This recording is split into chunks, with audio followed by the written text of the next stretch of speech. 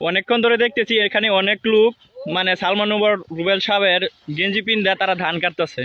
এখন আমরা একটু তাদের সাথে আলাপ করব, তারা কি জন্য বা কি উদ্দেশ্যে তারা এইসব জনমূল্য সচেতন কাজ করতেছে।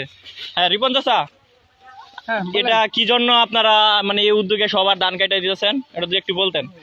আমরা ধান কাটতাছি, অবহেলিত গরিব মানুষ লোক পাচ্ছে না, আমাদের কামলার বেতন অনেক বেশি, তারা কামবানে ধান কাটতেছে না।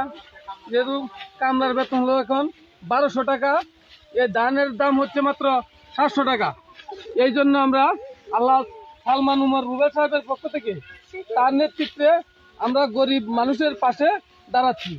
বাংলাদেশ জাতীয়বাদী দলের মরহুম প্রেসিডেন্ট জিয়া রহমানের আদেশে গড়া এই বাংলাদেশ, তার নেতৃত্বে এবং ময়মনসিংহ এক হালুয়াঘাট দুবাউরার আল্লাহ সালমান রুবেল সাহেবের নেতৃত্বে আমরা হালুয়াঘাট দুবাউরা প্রতিটি প্রান্তরে আমরা গরিব মানুষের পাশে দাঁড়াচ্ছি।